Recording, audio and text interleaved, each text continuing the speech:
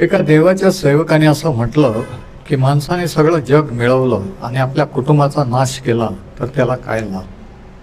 म्हणजे माणूस जगात बिझनेसमध्ये क्षेत्रात किती यशस्वी झाला, परंतु कौटुंबिक सुख, घरात जर सुख नसलं तर तो यशस्वी त्याला यश म्हणू शकत नाही. म्हणून सक्सेस इन द होम, कुटुंबातलं यश हे सर्वात महत्त्वाचं आहे. आता आजचा आपला विषय आहे पितृत्व किंवा फादरहुड. आणि आजपासून आपण एक छोटीशी मालिका ह्या फादरहुड किंवा पितृत्वाबद्दल, पिता होणं म्हणजे काय आणि देव एक पिता आहे म्हणजे काय, हे आपण त्याच्या वचनातून पाहू. आणि आपण एक यशस्वी ख्रिस्ती पिता देवाच्या दृष्टीने कसा होऊ शकतो हे पण आपण त्याच्या वचनातून पाहणार आहोत. तर पहिली गोष्ट ही की पितृत्वाची सुरुवात ही पृथ्वीवरून नाही तर स्वर्गातून झालेली आहे. शास्त्राचं सर्वात महत्त्वाचं आणि मोठं प्रकटीकरण जर कोणतं असेल तर ते हे की देव एक पिता आहे. आणि जुन्या काळात आपण कधीही कोणत्याही संदेशाला कोणालाही देवाला पिता म्हणून प्रार्थना करताना पाहत नाही. देव एक पिता आहे हे फक्त प्रभू येशू ख्रिस्त जगात आल्यानंतरच त्यांनी प्रकट केलं की देव एक पिता आहे. आणि म्हणून काही धार्मिक लोक चिडले की हा देवाला डायरेक्ट पिता कसा काय म्हणू शकतो, याची हिंमत कशी काय, हा मसीह असूच शकत नाही. पण प्रभू येशू ख्रिस्ताने सर्वात महत्त्वाचं देवाविषयीचं प्रकटीकरण जे दिलं ते हे की देव एक पिता आहे आणि तो एक चांगला पिता आहे. तोपर्यंत कोणीही देवाला पिता म्हटलेलं नव्हतं. ते देवाचे लोक होते, संदेश ठेवते, भविष्यवाणी केल्या, कार्य केलं, पण देव एक पिता आहे हे प्रकटीकरण आलेलं नव्हतं. आणि म्हणून पहिल्याने आपण देवाच्या पितृत्वाबद्दल किंवा देव एक पिता कसा आहे याच्याबद्दल पाहणार आहोत. इफिसकरास पत्र याचा 3रा अध्याय. पाऊल इफिसकरांना लिहिताना याविषयीचं प्रकटीकरण त्यांना देतो आणि असं म्हणतो, इफिसकरास पत्राचा 3रा अध्याय वचन 14 आणि 15.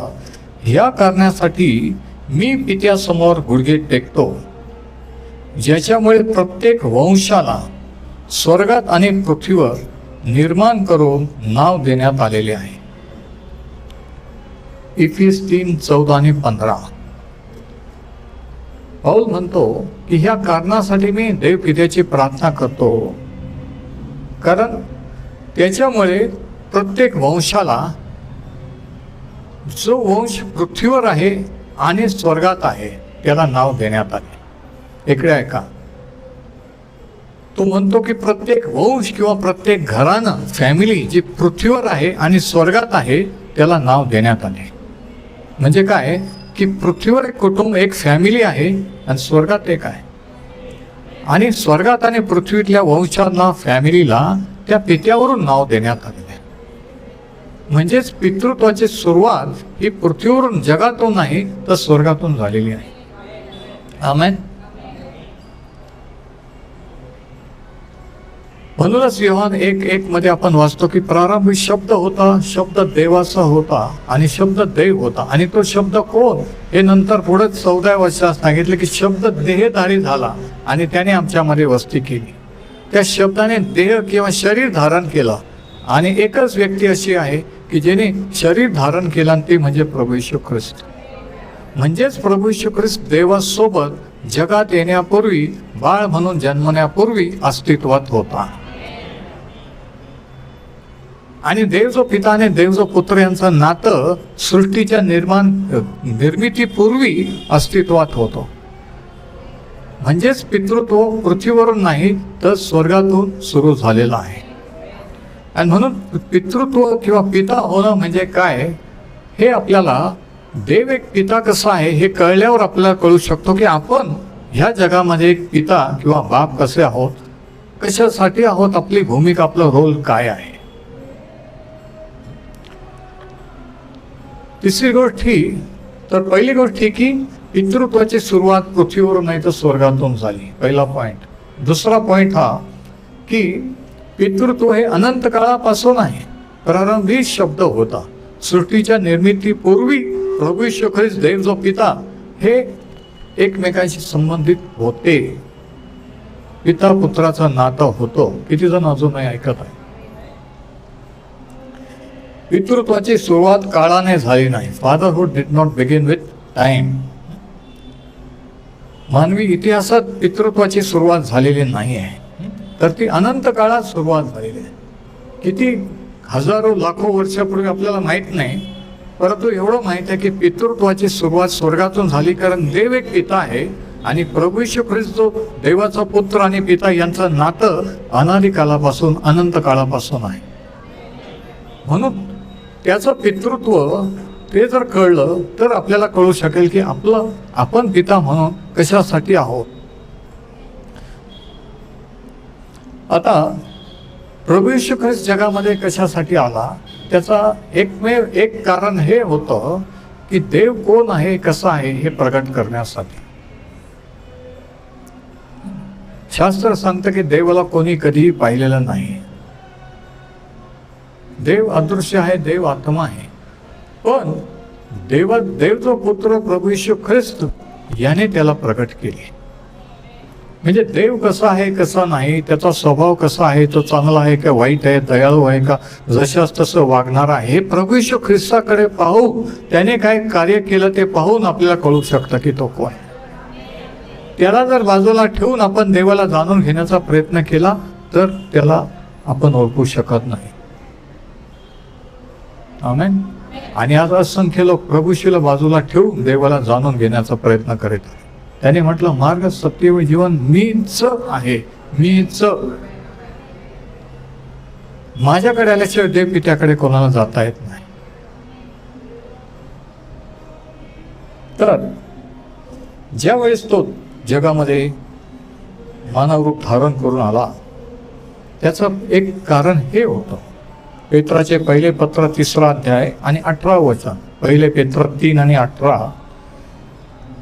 आणि या ठिकाणी पेत्र असं लिहितो, कारण आपल्याला देवाकडे आणण्यास ख्रिस्त सुद्धा पापांसाठी नीतिमान अनितिमान लोकांसाठी एकदा मरण पावला. आपल्याला देवाकडे आणण्यासाठी किंवा आपल्याला देवाजवळ नेण्यासाठी हा त्याचा उद्देश होता. परंतु पाप ही अडखळण आडभिंत होती. पापाची क्षमा झाल्याशिवाय आपला देवाशी समेट होत नाही. म्हणून त्या पापाची शिक्षा आपल्याला न देता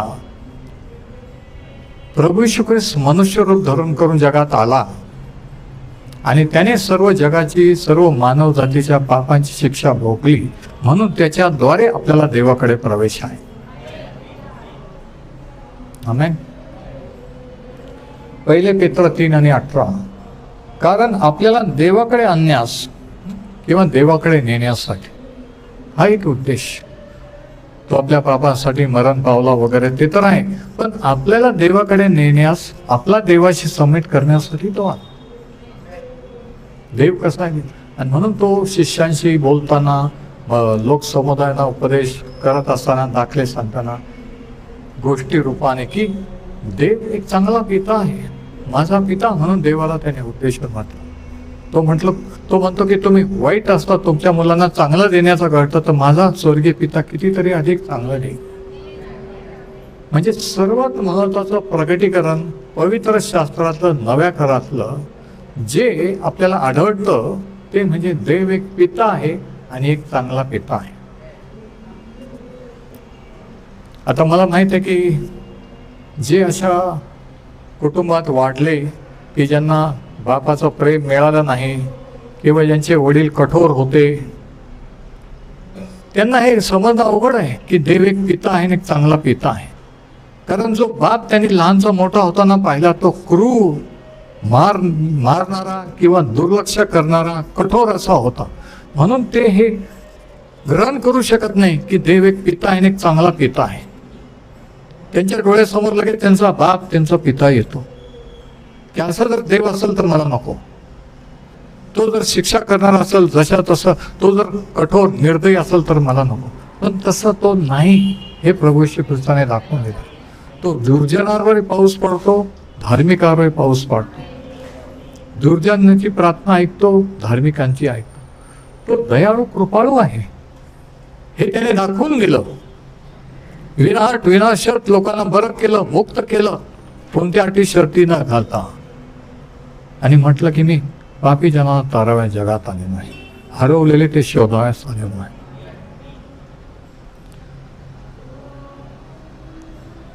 तर पितृत्वाचे स्वर्गात ही सुरुवात ही स्वर्गातून झालेली आहे. पितृत्व हे अनंत काळापासून आहे. आणि प्रभू येशू ख्रिस्त आपल्याला देव पित्याकडे नेण्यासाठी तो जगात आला.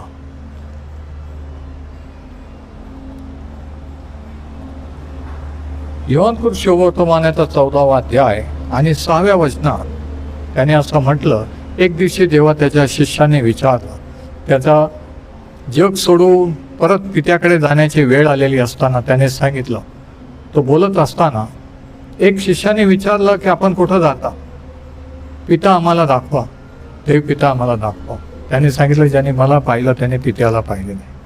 आणि मग 6व्या वचनात त्याने असं म्हटलं, मार्ग सत्य व जीवन मीच आहे. मीच अंडरलाईन करा. माझ्याद्वारे आल्याशिवाय पित्याकडे कोणी येत नाही. माझ्या थ्रूच देवाकडे जाऊ शकतो. मग दुसरा काही मार्ग नाही का? नाही. सगळेच रस्ते, सगळेच मार्ग देवाकडे जातात का? नाही. एकच रस्ता, एकच मार्ग आहे, आणि तो आहे प्रभू येशू ख्रिस्त. सगळेच रस्ते मुंबईला जातात का? नाही. तसं सगळेच रस्ते, सगळेच मार्ग देवाकडे जात नाहीये. ऐकून घ्या, ही फसवणूक धर्माने मानव जातीची केलेली आहे की आपण कोणताही रस्ता झाला तरी शेवटी तिथंच जातो. चुकीच आहे, फसवणूक आहे, भयंकर मोठी रिस्क आहे. आत्म्याशी खेळणं आहे. समजा जर चुकीच्या ठिकाणी पोहोचलो तर परत येता येणार आहे का? नाही. येशूने त्यांना म्हटले, योहान 14:6, मार्ग सत्य व जीवन मीच आहे. माझ्याकडे आल्याशिवाय पित्याकडे कोणाला जाता येत नाही. म्हणजे प्रभू येशूचा उद्देश आपल्याला देवाकडे, देव कसा आहे आणि त्या देव पित्याशी समेट करणं हा होता. प्रभू येशू ख्रिस्त तो रस्ता आहे, मार्ग आहे, पण तो रस्ता कुठे जातो? देवाकडे जातो. नाही समजलं? तो रस्ता आहे, तो मार्ग आहे. आपण विचारतो हा रोडचा कुठं जातो? मग ते सांगतात अमुक अमुक ठिकाणी. तसं प्रभू येशू ख्रिस्त तो रस्ता, तो मार्ग आहे, तो देवाकडे जातो. म्हणजे चुकीचा रस्ता जर धरला आपण तर आपण देवाकडे जाऊ शकत नाही. हे इतकं क्लिअर आहे, इतकं लॉजिकल आहे.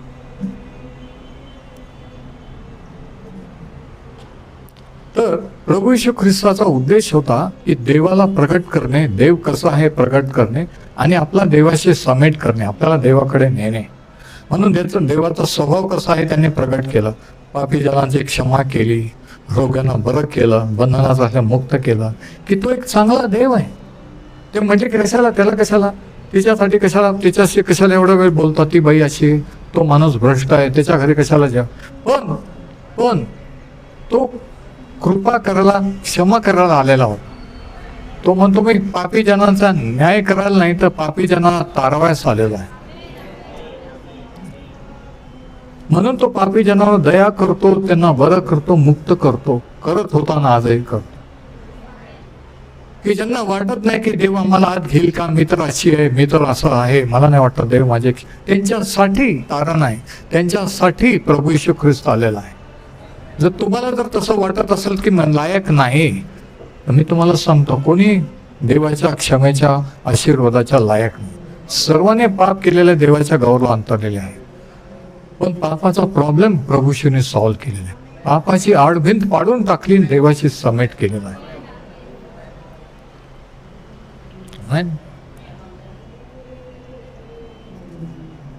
आणखी एक गोष्ट, तो जगात कशासाठी आला? योहान शुभवर्तमानाच्या 17व्या अध्यायात आपण ती प्रभूची प्रार्थना वाचतो.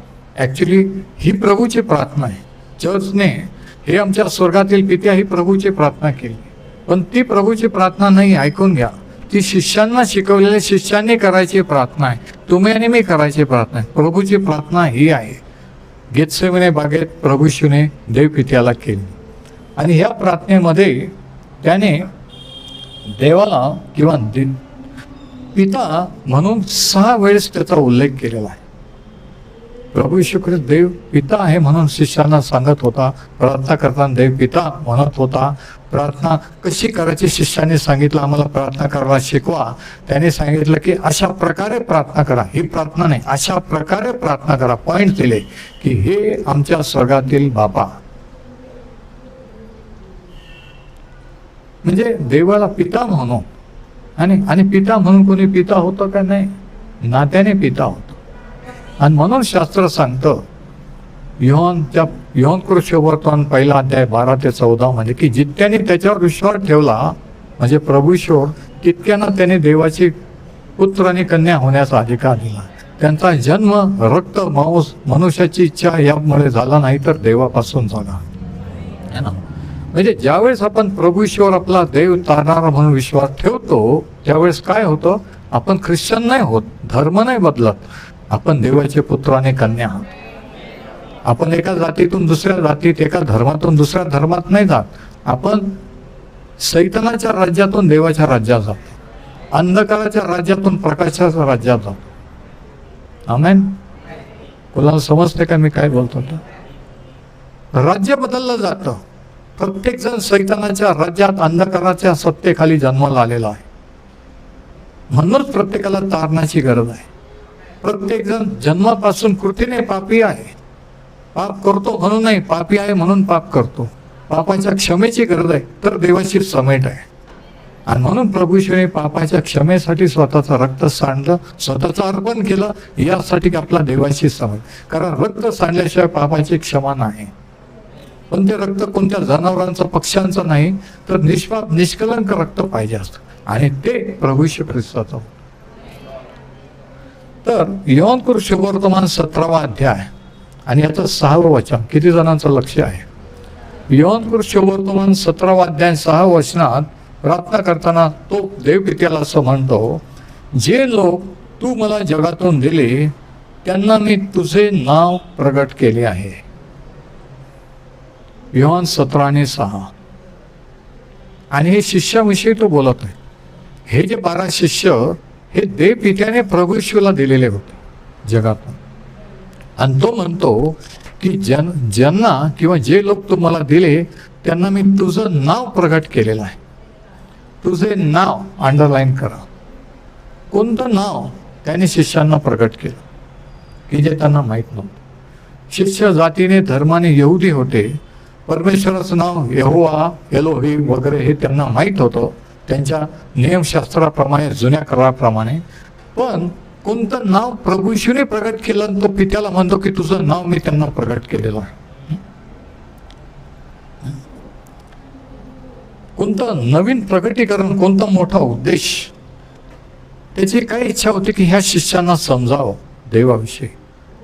आणि ते नाव किंवा ते शीर्षक होतं पिता, फादर.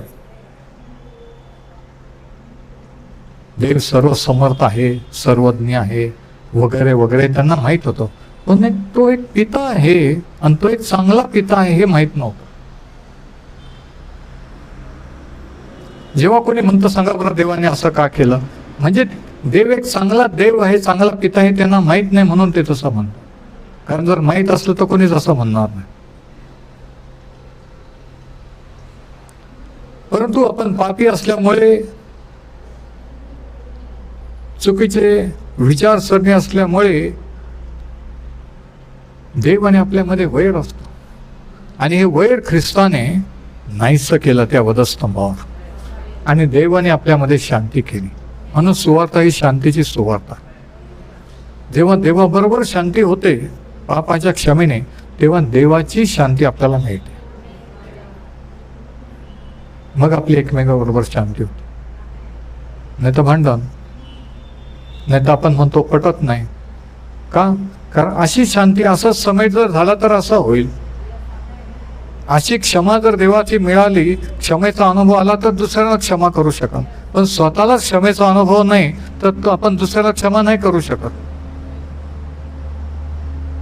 तर ह्याच्यासाठी प्रभू येशू ख्रिस्त आला. तर तो म्हणतो की तुझं नाव मी त्यांना प्रगट केलेलं आहे, आणि ते नाव म्हणजे पिता. म्हणजे पिता हे देवाविषयीचं जे नाव किंवा जे शीर्षक जुन्या करामध्ये नव्हतं, हे अल्टिमेट किंवा अंतिम प्रकटीकरण आहे देवाविषयी. तो सर्व समर्थ आहे, तो सर्व काही करू शकतो, त्याला सर्व माहीत आहे, ते आहे. पण तो एक पिता आहे. आता पित्याचं काम, पिता काय करतो? पिता जीवन देतो, जन्म देतो. इकडे आहे का? पिता काय करतो? पालन पोषण करतो. पिता काय करतो? संरक्षण करतो. आणि हे सर्व देवपिता आहे, हे प्रभू येशूने शिष्यांना प्रगट केलं. कारण त्यांना जर जाऊन जगाला त्या देवाबद्दल सांगायचं तर त्यांना देव माहीत पाहिजे. तुम्हाला जर दुसऱ्यांना देवाबद्दल सांगायचं तर देव कसं आहे कसं नाही हे अगोदर तुम्हाला माहीत पाहिजे, तुम्हाला अनुभव पाहिजे. तुम्ही जर कोणाला सांगता तो पापांची क्षमा करतो तर तुम्हाला क्षमेचा अनुभव आला पाहिजे की माझी क्षमा केलेली आहे, मला माहीत आहे, तर तो आपण दुसऱ्यांना क्षमा करू शकतो. नाहीतर ते शक्य नाही. नाहीतर ते फक्त प्रवचन, लेक्चर आहे, हे करा ते करू नका. येशू ख्रिस्ताची सुवार्ता प्रवचन नाही आहे, लेक्चर नाही आहे. ऐकून घ्या, ते काही चांगले विचार नाही आहे, ते काही तत्वज्ञान नाही आहे. ख्रिस्ती विश्वास हा ऐतिहासिक घटनेवर आधारित आहे. येशू ख्रिस्त नावाचा व्यक्ती इतिहासात होऊन गेला, ही दंतकथा नाही आहे. त्याची रिकामी कबर आजही आहे. त्याने जे स्थापन केलं 2000 वर्षापासून त्याच्या लोकांवर, मंडळांवर हल्ला होत आला, तरी येशू ख्रिस्ताचं नाव जगभर, प्रत्येक जगात आज अस्तित्वात आहे, कारण तो जिवंत आहे. नसतं तर केव्हाच नष्ट झालं असतं.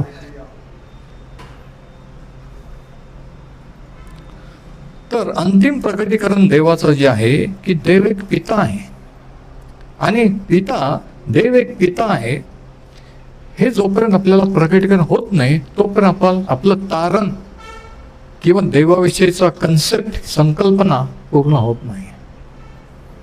कुणी आजारी असं म्हणतं आमच्यासाठी प्रार्थना करा, बरे झाले, त्यांना कळतं की तो बरं करणार आहे. कुणी अडचणीत असतं, त्यांची अडचण भागवले, देव गरजा पुरवणार आहे. पण पिता हे प्रकटीकरण हे अल्टिमेट, अंतिम प्रकटीकरण आहे. थोडक्यावर थांबायचं नाही की हा प्रॉब्लेम आहे प्रार्थना करा, ही गरज आहे प्रार्थना करा. पुढे जाऊन तो एक पिता आहे हे जाणून घ्यायचा. हा ख्रिस्ताचा जगात येण्याचा उद्देश आहे की आपलं देवाशी तुटलेलं नातं जोडलं जावं. हालेलुया. की पिता आपल्याला जीवन देणार आहे, हे प्रकटीकरण, तो उद्देश होता त्याचा जगात येण्याचा. धर्मस्थापन करण्याचा नाही, आणखी काही नवीन नियम देण्याचा नाही, हे करा ते करू नका. तर तुटलेलं नातं त्याच्याशी जोडण्याचं. आणि म्हणून तो एक पिता आहे हे कळणं, हा विश्वास ठेवणं कोणाला कठीण आहे? की ज्यांचे बाप कठोर होते, कधी प्रेम दिलं नाही, ते मान्य करू शकत नाही की देव एक चांगला पिता आहे. पण ज्या वेळेस ते प्रभू येशूकडे येतात, त्याने काय केलं त्याच्यावर विश्वास ठेवतात, तेव्हा प्रभू येशू ख्रिस्त त्याच्या आत्म्याने हे प्रकटीकरण देत की देव एक पिता आहे आणि तो एक चांगला पिता आहे. तुमचे वडील, जगिक वडील जरी असे होते किंवा आज ते जगात नाही आहेत, काही वर्ष होते, परंतु मी तुमचा पिता आयुष्यभर मरेपर्यंत आहे, सनातन पिता आहे. हे प्रगट करण्यासाठी प्रभू येशू ख्रिस्त जगात. आणि म्हणून आज फादर्स डे, पितृदिनाच्या दिवशी आपल्याला हे प्रगट झालं आहे की आपण जर एक पिता आहोत, तर देव एक पिता आहे आणि प्रत्येक पिता पृथ्वीवर त्या देवपित्याचा प्रतिनिधी आहे. आपण ते वाचलं पौलाने इफिसकरासाठी केलेली प्रार्थना की स्वर्गात आणि पृथ्वीवरील प्रत्येक वंश याला ज्याच्या नावाने ज्याचे नाव दिले जाते. वंशाची सुरुवात, कुटुंबाची सुरुवात पित्याकडून आहे. पवित्र शास्त्रानुसार कुटुंब प्रमुख हा पुरुष आहे, स्त्री नाही आहे. शास्त्र सांगतं 1 कोरिंथ 11:3 मध्ये ख्रिस्त पुरुषाचा मस्तक आणि पुरुष स्त्रीचा मस्तक. ही देवाची ऑर्डर आहे.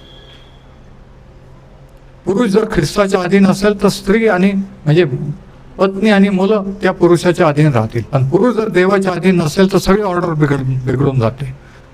आणि म्हणून आज सगळी ऑर्डर बिघडलेली आहे. शिकलेली आहे, सुसंस्कृत आहे, सर्वच समजतं, पण फॅमिलीमध्ये ऐक्य नाही आहे. फॅमिली प्रॉब्लेम, एकत्र राहू शकत नाही. मोठमोठे बंगले आहेत, इस्टेट प्रॉपर्टी आहे, पण कौटुंबिक सुख नाही आहे.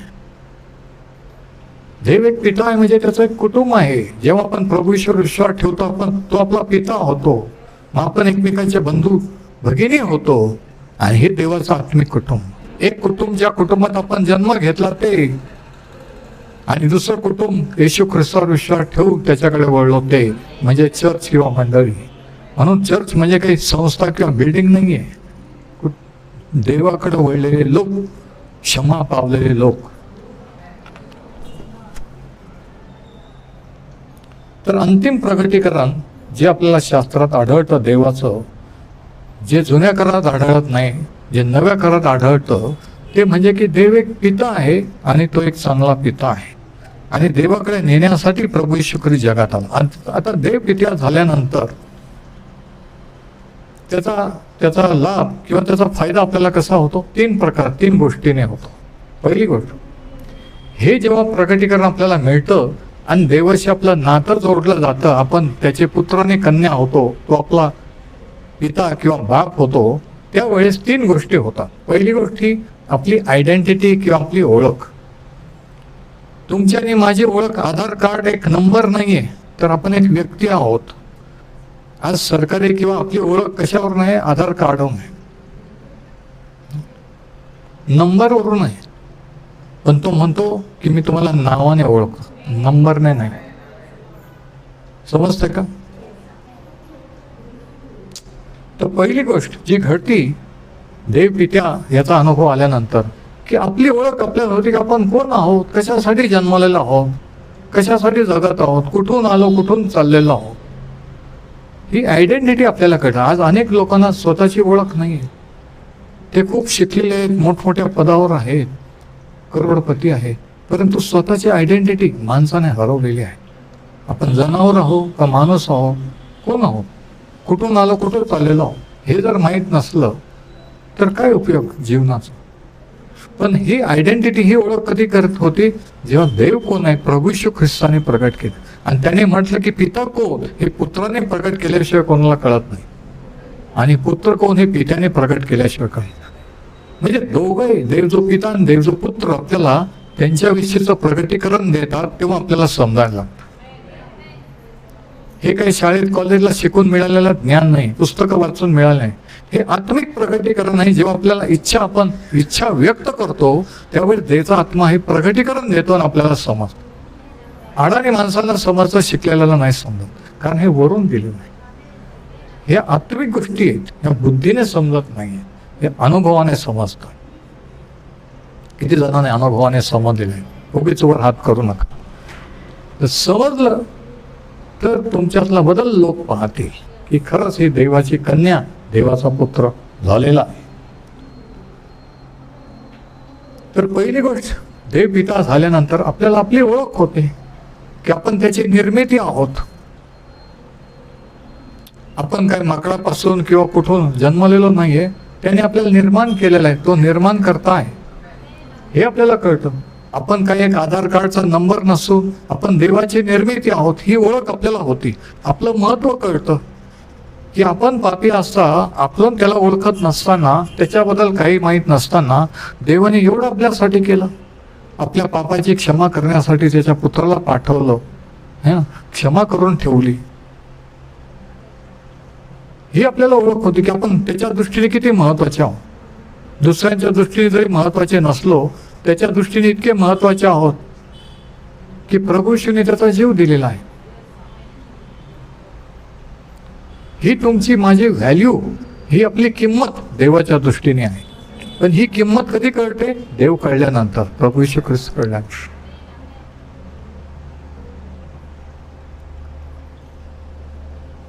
नाही तर आपण लोकांप्रमाणे म्हणतो, माणसाचं काय खरं आहे, आज आहे उद्या नाही आहे, एक दिवशी मरायचंच आहे, असं काहीतरी बोलून सोडून देतो. तर जेव्हा आपल्याला कळतं की देवाने आपल्याला एवढी व्हॅल्यू दिली की त्याने त्याच्यासाठी आपला जीव दिला, रक्ताने विकत घेतलं, मग आपल्याला कळतं की आपण त्याच्या दृष्टीने किती महत्वाचे आहोत. तुमचं माझं महत्व शिक्षणावर नाही आहे, कोणत्या घराण्यात किती इस्टेट प्रॉपर्टी आहे त्याच्यावर नाही आहे. लक्षात घ्या, तुमच्यानी माझी किंमत आहे प्रभू येशूचं रक्त. जर तुमच्या माझ्यासाठी रक्त सांगितलं म्हणजे त्याच्या दृष्टीने आपण इतके मौल्यवान आहोत. कोणाला तरी समजतंय, देवाची स्तुती असते, कोणीतरी ऐकतंय. दुसरी गोष्ट जी आपल्याला कळते ती म्हणजे आपलं सेल्फ वर्थ किंवा आपलं महत्व, ते आपण पाहिलं. आणि तिसरी गोष्ट की सिक्युरिटी किंवा शाश्वती, सुरक्षितता. 3 गोष्टी. देव एक पिता आहे कळल्यानंतर की आपल्याला आपली ओळख, आपण कोण आहोत हे कळतं, की त्याची निर्मिती आहोत. आपलं महत्व किंवा वर्थ हे कळतं की आपल्यासाठी त्याने जीव देऊन त्याच्या रक्ताने विकत घेतलेला आहे, इतकं देवाच्या दृष्टीने आपण मौल्यवान आहोत. आणि तिसरी गोष्ट आपली सुरक्षितता. बघा, योहानाचे पहिले पत्र याचा 3रा अध्याय 1ल्या वचनात असं म्हटलेलं आहे की आपल्याला देवाचे मुलं हे नाव मिळाले. ह्या देव पित्याने आपल्याला केवढे प्रीतिदान दिले आहे पहा. हे आपलं सौभाग्य आहे, हे आपलं पुण्यकर्म नाही, बापदादांचा पूर्ण नाही. ही देवाची दया कृपा आहे की आपल्याला त्याने पुत्राने कन्या केलेलं आहे. नाही तर आपण पण दुसऱ्यांसारखे वाया गेलो असतो, देवापासून दूर गेलो असतो. पण आपल्याला जे कळलंय आणि जे आपण अनुभवलंय हे आपल्यामुळे नाही तर त्याच्या कृपेमुळे आहे, हे नेहमी ध्यानात ठेवायचं. म्हणून दुसऱ्यांना कधी कमी तुच्छ लेखायचं नाही. कारण एकेकाळी आपणही त्यांच्यासारखे होतो, आपणही त्यांच्यासारखे बोलत वागत, पण आपल्याला कळलं ही त्याची कृपा आहे. जर कृपा नसती तर आपल्याला कळलं नसतं. म्हणून त्याचे आभार मानायचे. समजतंय का कोणाला? नाही समजा, प्रार्थना करा की प्रभू तू माझ्याशी बोल. मनातल्या मनात प्रार्थना करा, प्रभू तुम्हाला हे प्रकटीकरण दे की मी कोण आहे हे मला करू दे, मी तुझ्या दृष्टीने किती महत्वाचा आहे, माझी व्हॅल्यू काय आहे हे मला कळू दे.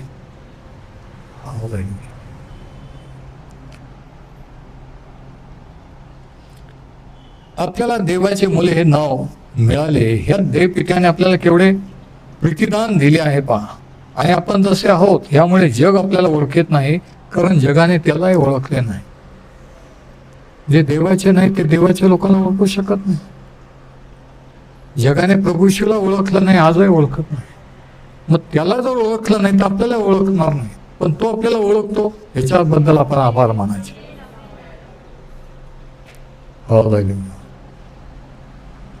तर तिसरी जी मोठी प्रोव्हिजन किंवा प्रयोजन देव पिता आहे कळल्यानंतर ती म्हणजे आपली सिक्युरिटी किंवा शाश्वती. आजकाल आपण सिक्युरिटी बद्दल पाहतो. कुठं पैसे ठेवायचे, इन्व्हेस्ट करायचं, कुठं राहायचं, तर आपण ते सिक्युअर आहे का, शाश्वती आहे का, बुडणार नाही का याचा विचार करतो. तसं आपण कोणत्या देवावर कशावर विश्वास ठेवला हे पण सुरक्षितता पाहायला पाहिजे की तिथं खरंच आपण सुरक्षित राहू का, आपल्या आत्म्याचा नाश होईल का, आपल्याला गॅरंटी आहे का, खात्री आहे का. आमेन. तर प्रभू येशू ख्रिस्तावर देव किंवा तारणारा म्हणून विश्वास ठेवल्यानंतर आपल्याला ही गॅरंटी किंवा ही सिक्युरिटी मिळते की आपण त्याच्या हातात सेफ आहोत. काही जरी झालं तरी, बाहेर परिस्थिती काही झाली, जगात काही झाले तरी आपण त्याच्या हातात आहोत आणि आपण सुरक्षित आहोत. योहान शुभवर्तमान 10वा अध्याय. देव एक पिता आहे हे कळल्यानंतर आपल्याला आपलं मोल कळतं, आपली ओळख होते आणि आपल्याला एक सिक्युरिटी किंवा सुरक्षितता मिळते, शाश्वती मिळते. योहान 10:27-29 प्रभू येशूने म्हटलं, माझी मेंढर माझी वाणी ऐकतात, मी त्यांना ओळखतो आणि ते माझ्या मागे येतात. मी त्यांना सार्वकालिक जीवन देतो आणि आता ऐका, त्यांचा कधीही नाश होणार नाही आणि कोणी त्यांना माझ्या हातातून हिसकून घेणार नाही. म्हणजे काय, आपण त्याच्या हातात आहोत का? हो. नाही, पण मला नाही माहित उद्या काय होईल. मला तरी माहीत नाही, ते मला एवढं माहिती आहे की मी त्याच्या हातात आहे आणि तो माझा स्वर्गीय पिता आहे आणि तो एक चांगला पिता आहे. तो माझं वाईट नाही चांगलंच करेल, ही खात्री आतून येते.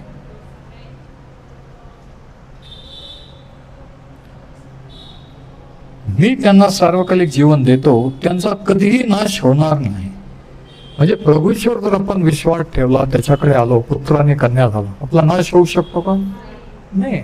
आपण मूर्खपणा करू शकतो, देवाला सोडून जाऊ शकतो, बेफाम राहू शकतो, पण आत्म्याचा नाश होऊ शकत नाही. आणि असं जर बेफाम झालं तर हाताने आपण मरण ओढवून घेऊ शकतो, व्यसनाधीन होऊ शकतो. बघा पुढं त्याने असं म्हटलं, पित्याने जे मला दिले तो सर्व मोठा आहे आणि पित्याच्या हातातून त्यांना कोणी हिसकून घेऊ शकणार. म्हणजे काय? इकडे बघा, डबल सिक्युरिटी.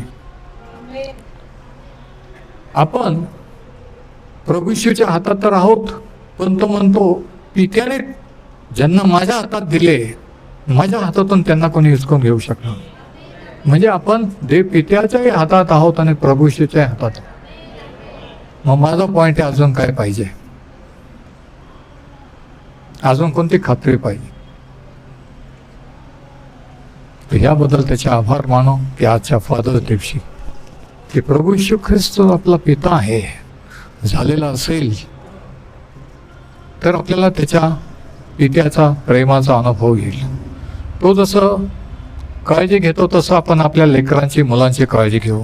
तो जसं प्रेम करतो तसं आपण त्याच्यावर प्रेम करू. तो जसं आपल्या गरजा पुरवतो तसं आपण आपल्या कुटुंबाची गरजा पुरवू. आणि या रीतीने आपण देवाचं प्रतिनिधित्व आपल्या मुलांना, आपल्या कुटुंबाला करूया. लेकरं बापाकडून शिकतात, म्हणून ते म्हणतात की तो बापासारखाच आहे, नाही का? की बाप कसा आहे, कसा बोलतो, कसं वागतो, काय असतो हे ऑब्झर्व करतात आणि मग तसं ते होतं. ते अनुकरण करतात आणि त्याच्यावरून देव एक पिता आहे कळल्यानंतर त्यांचा बाप, त्यांचा पिता कसा होता ह्याच्याशी ते तुलना करतात. पिता होणं हे लहान मुलांपुढे, कुटुंबापुढे एक मोठी जबाबदारी आहे. It is a privilege and a responsibility. पिता होणं एक सौभाग्य पण आहे आणि एक जबाबदारी पण आहे. आणि परमेश्वर ही जबाबदारी आपल्याला पार पाडण्यास सहाय्य करो. ही सिरीज सुरू राहील आणि आपण त्याच्या वचनातून आणखी काही गोष्टी पितृत्वाबद्दल पाहूया.